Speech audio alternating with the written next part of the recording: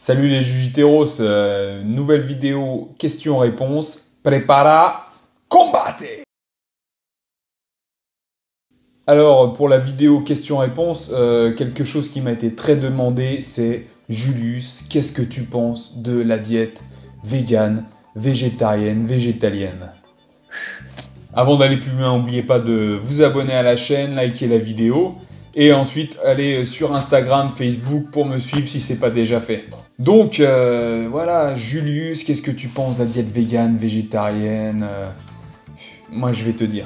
J'ai fait mon petit papier avec mes notes. En fait, je pense rien de particulier là-dessus. Je pense que chacun fait ce qui lui plaît.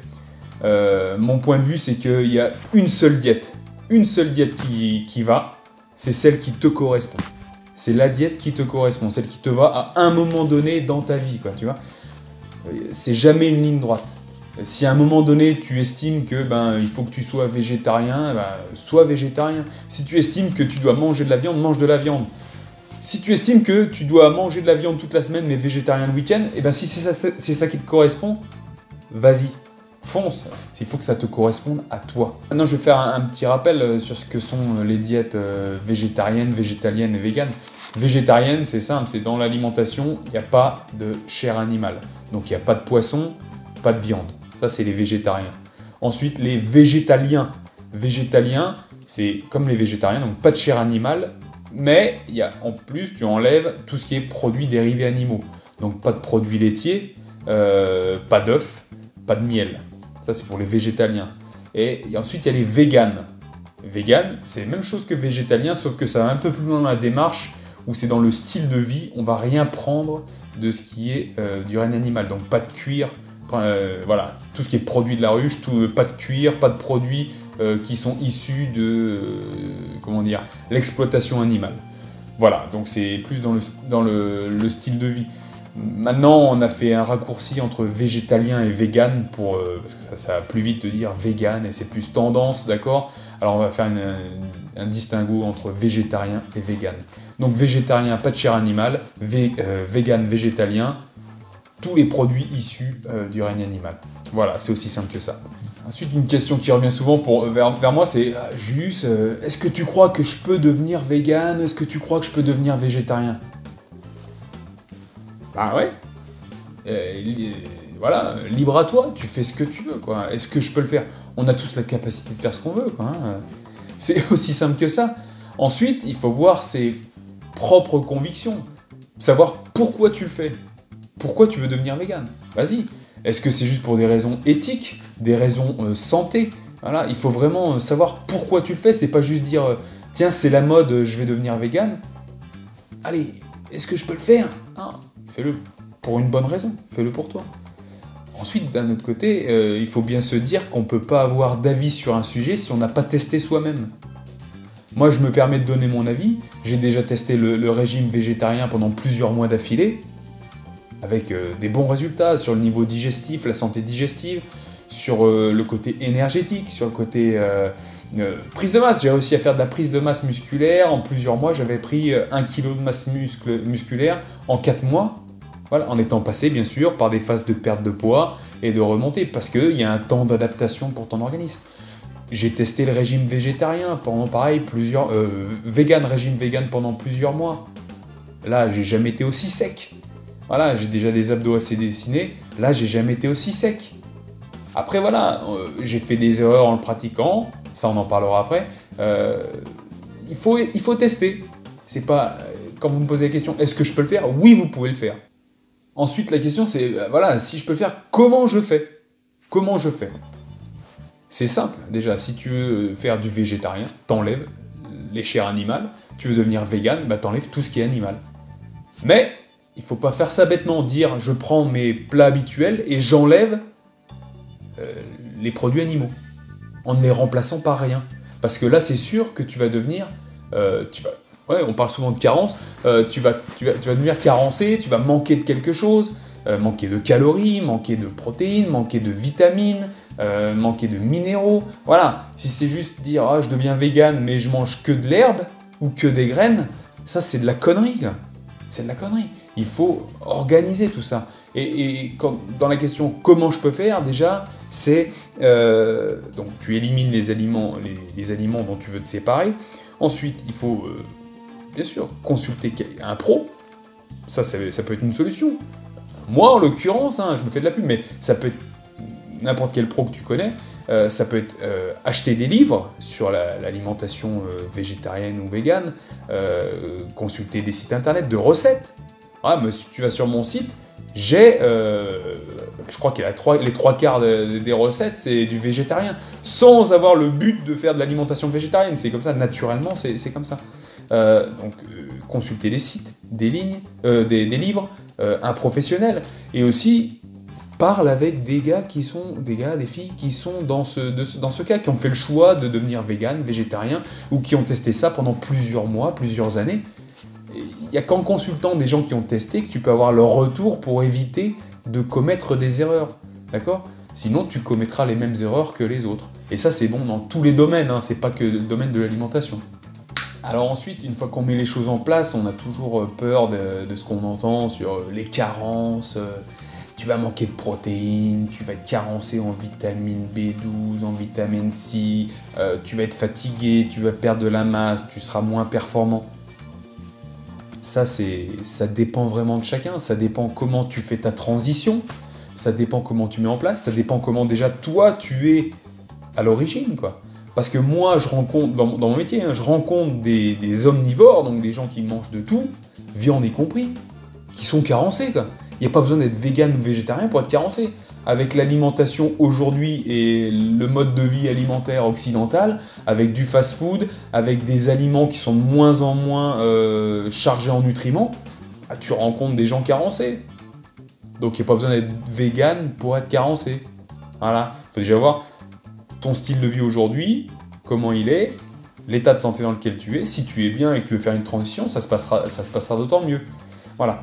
Ensuite, pour en venir aux carences, c'est sûr qu'il y a des carences qu'on rencontre plus souvent chez les végétariens et véganes. Principalement, les deux choses que moi je rencontre chez les gens que je suis, et même que j'ai fait un peu de recherche pour voir ce qui se recoupe, c'est bien sûr la vitamine B12. La vitamine B12, voilà, qu'on trouve principalement dans la chair animale. Avant d'être carencé en vitamine B12, je vais te dire que bon, il faut laisser passer du temps sans manger de chair animale. On estime qu'il y a un stockage de la vitamine B12 au niveau du foie qui peut durer jusqu'à 2 ans, 3 ans. Donc tu vois, il faut quand même laisser couler de l'eau sous les ponts avant d'être carencé.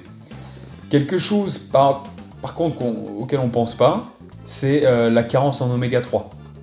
Les oméga 3 qu'on retrouve dans l'alimentation, principalement dans les petits poissons gras, tout ce qui est saumon, sardines, maquereaux, harengs, anchois, chose que même les omnivores lambda mangent que très rarement, hein, donc c'est pour ça que je vous dis, même les omnivores ont des carences, mais souvent on rencontre des carences en oméga 3.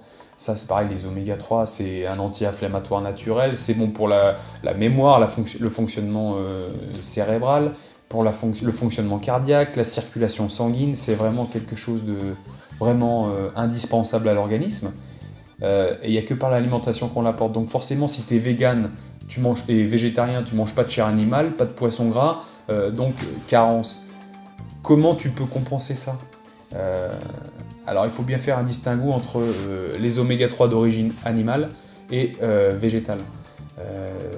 En général, tout ce qui est oméga 3 d'origine animale, tu vas l'assimiler environ à 30%, voilà, de sa teneur.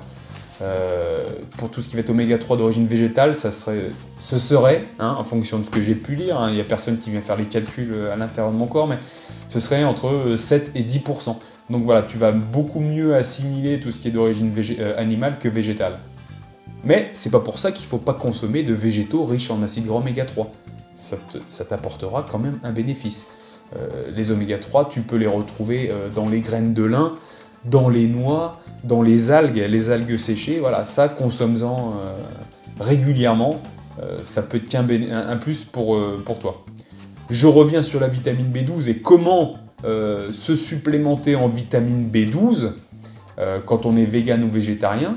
La première chose qui vient à l'esprit, c'est la spiruline, mais il y a un débat à savoir si la vitamine B12 de la spiruline s'assimile pareil que la vitamine B12 animale. Voilà, bon ça, c'est des études, on ne sait pas. La vitamine B12, tu peux en retrouver dans la levure de bière, levure en paillettes alimentaire, dont je me sers dans pas mal de recettes. Ça a un petit goût maltais, un petit goût, on peut remplacer du fromage quand on est vegan avec la levure maltais comme ça. Voilà. Ensuite, ben voilà, si on a peur des carences et pour aider à faire la transition, comment on peut apporter les nutriments nécessaires quand on coupe la viande, les chairs animales, tous les produits animaux. Voilà, ben ça passe par la complémentation. Les compléments alimentaires que je recommande principalement, ça va être les protéines végétales. Les protéines végétales pour qu'elles soient avec des profils d'acides aminés, hein, parce qu'on parle beaucoup des profils d'acides aminés complets, incomplets. Voilà. Moi j'aime bien, c'est le mélange protéines de pois, protéines de riz, protéines de chanvre. Voilà. Là-dessus, on part sur un profil d'acides aminés équivalent à celui de la whey protein. Voilà, donc il suffit de se lancer, tester, et voilà. Souvent, ils font des goûts chocolat, ça passe très bien. Sinon, si vous les prenez nature, ça vous permet aussi d'ajouter des protéines neutres, au goût neutre, dans des soupes, dans des cakes. Quand vous préparez des pâtisseries, vous enlevez un peu de farine, vous rajoutez par de la protéine végétale, comme ça vous enrichissez vos pâtisseries en protéines. Voilà, aussi simple que ça. Donc, les protéines végétales, je conseille souvent les compléments en vitamine B12 quand c'est quelqu'un qui est végétalien depuis un bon moment. La vitamine B12, après pour le dosage, ça dépend vraiment de qui c'est, savoir si c'est une fille, un homme, le gabarit, le style de vie. Voilà, il faut adapter en fonction de ses dépenses énergétiques, en fonction de ses besoins musculaires. Ensuite, les choses que je recommande aussi, pareil, ça peut être la spiruline. Parce que la spiruline, au-delà des vitamines B, il y a aussi du fer. Et ben, quand on ne mange pas de viande, on a beaucoup moins d'apport héminique, beaucoup moins d'apport en fer. Donc c'est important aussi d'avoir quelque chose qui en apporte. Donc la spiruline peut en apporter. Quelque chose d'autre que je conseille également, c'est la vitamine C. Pourquoi ? Parce que la vitamine C, c'est un précurseur de collagène. Et le collagène, ça reste une protéine, et qu'on va retrouver principalement dans les chairs animales. Donc le fait de prendre de la vitamine C, sachez que c'est un précurseur de collagène. Donc grâce à la vitamine C, on va créer du collagène. Et ce collagène, c'est bon pour tout ce qui est renouvellement cellulaire, renouvellement des tissus, la peau. Bien sûr, on pense à la peau, les cheveux, les ongles, mais aussi bien sûr les tendons, les muscles, voilà, les cartilages, les ligaments, voilà, tout ça. Donc pensez aussi à vous supplémenter en vitamine C. De plus, c'est bon pour l'immunité, donc allez-y. Maintenant, je vais te donner encore un peu voilà, mon point de vue là-dessus. Ça sert à rien de vouloir faire un changement radical. Tu vois, si tu as toujours mangé de la viande et que tu changes comme ça du jour au lendemain, ça va être très difficile. Pas pour changer des habitudes. Pour certaines personnes, c'est très facile de changer d'habitude comme ça, mais pour la capacité d'adaptation de ton organisme. Si tu as apporté des produits animaux toute ta vie, ton organisme s'est habitué. Donc il y a une certaine accoutumance, un certain apport que tu pourrais faire avec les produits animaux. Donc si tu lui coupes tout du jour au lendemain, effectivement, tu risques de ressentir de la fatigue, de la faiblesse musculaire, de la perte de poids. Ça, c'est des choses que j'ai rencontrées. Tu vois, je suis passé du jour au lendemain végétarien ou vegan, strict. Ah ouais, bah, j'ai eu des coups de fatigue.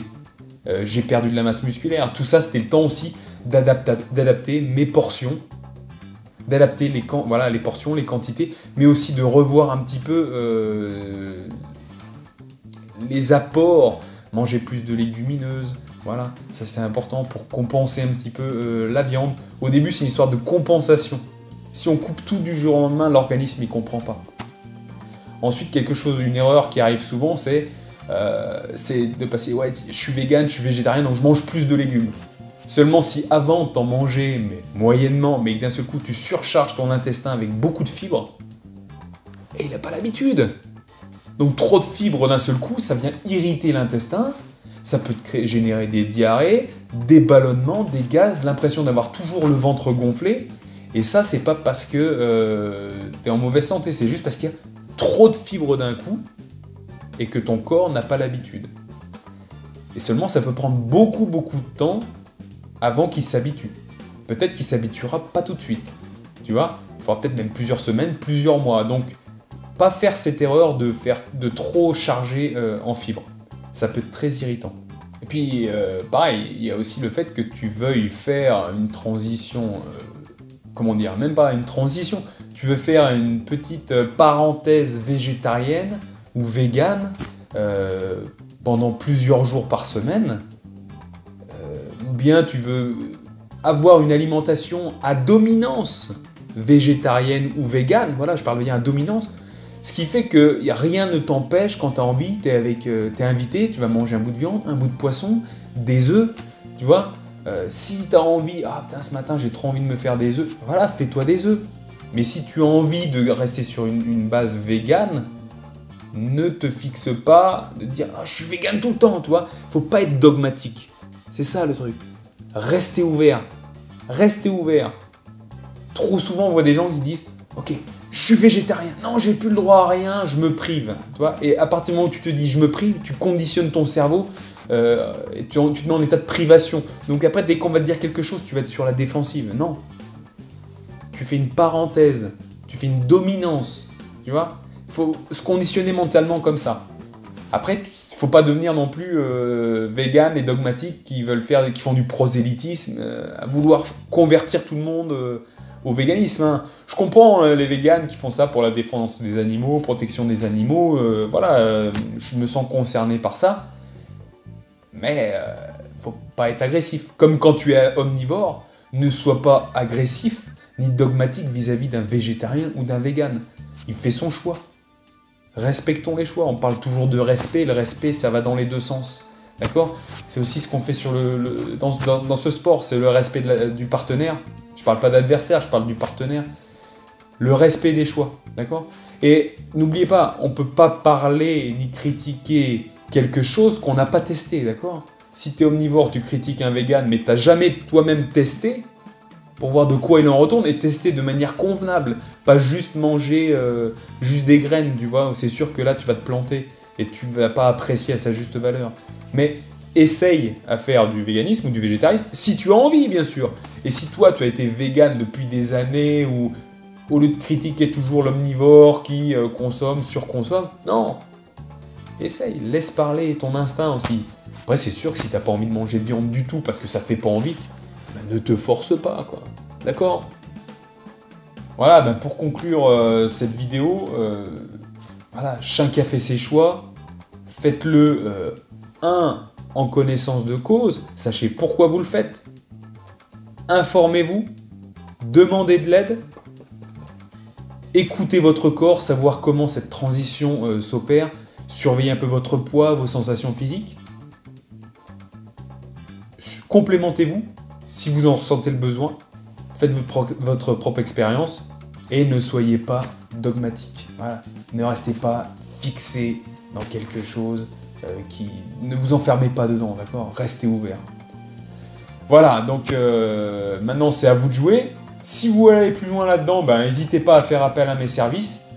Si vous êtes déjà végétarien ou si vous voulez faire une transition, n'oubliez pas que sur mon bouquin NutriFit Kitchen, il y a une 50aine de recettes et je crois qu'il y en a les 3/4 qui sont adaptées au régime végétarien et on peut toujours adapter en vegan. Voilà, donc n'hésitez pas à aller, je vous mets le lien sous la vidéo. Merci pour m'avoir suivi, je vous dis à la prochaine. Paro!